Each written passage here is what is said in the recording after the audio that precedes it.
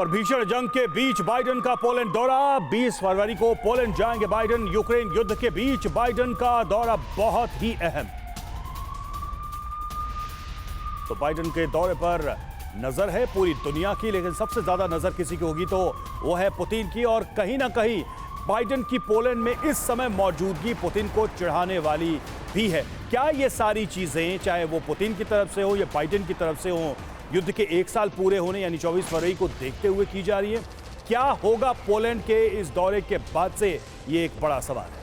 बिल्कुल, अपने आप में ये बहुत बड़ा सवाल है। ऐसे वक्त में जब 24 फरवरी की तारीख का हर कोई जिक्र कर रहा है, उससे ठीक 4 दिन पहले 20 फरवरी को ये बेहद अहम दौरा होने जा रहा है जो बाइडेन का। जो बाइडेन पहुंच रहे हैं पोलैंड, और पोलैंड स्ट्रैटेजिकली कितना अहम है तमाम नेटो कंट्रीज के लिए, ये हम बहुत अच्छी तरह से जानते हैं। और यही वजह है कि रूस की पैनी निगाह, पैनी नजरें होंगी बाइडेन के इस दौरे पर। बाइडेन का पोलैंड दौरा आखिर इतना अहम क्यों है, ये जरा हम आपको समझाने की कोशिश करते हैं। और उसके लिए कई फ्रीडम ऐप से सीखकर आपने पौधशाला की शुरुआत की है क्या? अगर ऐसा है तो आप अपने पौधों को 1 करोड़ फ्रीडम ऐप के जो ग्राहक हैं उन्हें बिना किसी खर्चे के आप उसे बेच सकते हैं।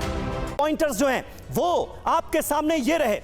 बाइडेन का पोलैंड दौरा इतना अहम क्यों है, इतना खास क्यों है? यूक्रेन के साथ मजबूती से खड़े रहने का संदेश देंगे जो बाइडेन अपने इस दौरे से।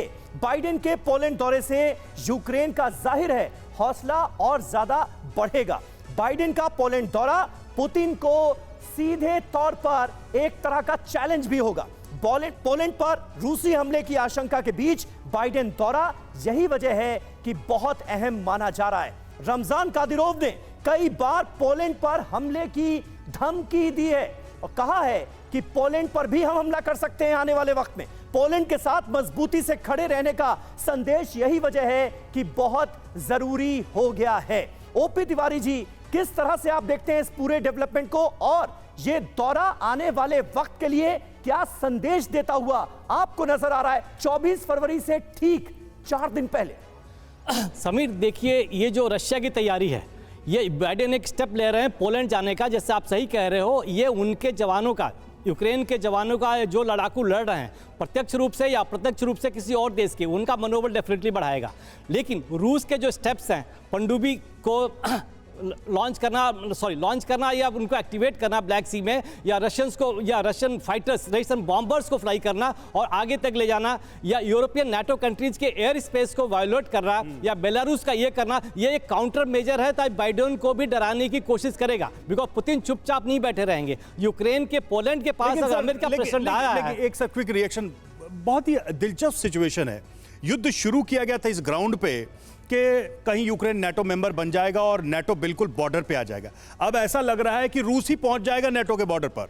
अगर यूक्रेन पे कब्जा कर लिया, पुतिन इतने आगे तक आ गए, तो सीधे सीधे पोलैंड को थ्रेट है, डायरेक्ट थ्रेट है। पोलैंड तो ये कह भी रहा है रूस पूरा कब्जा नहीं करेगा। शुरू से रूस ने बता दिया था कि हम ईस्टर्न यूक्रेन के जो डोनबास और लुहांस्क वगैरह इलाके हैं वो और क्रीमिया को हम सिक्योर करना चाहते हैं। और ये लेकिन सर सिचुएशन तो अब पलट गई ना, अब तो नाटो के लिए ये इनसिक्योरिटी ज्यादा हो गई। नहीं, नाटो के लिए इनसिक्योरिटी नहीं, लेकिन इसीलिए अभी देखिए रूस का जो इरादा है, रूस का इरादा बाखमुत में अपनी कंसोलिडेट करना, अपनी प्रेजेंस, ताकि उससे पहले क्रीमिया को हमेशा के लिए सिक्योर कर दिया। फ्रीडम ऐप से सीखकर आपने पौधशाला की शुरुआत की है क्या? अगर ऐसा है तो आप अपने पौधों को 1 करोड़ फ्रीडम ऐप के जो ग्राहक हैं उन्हें बिना किसी खर्चे के आप उसे बेच सकते हैं।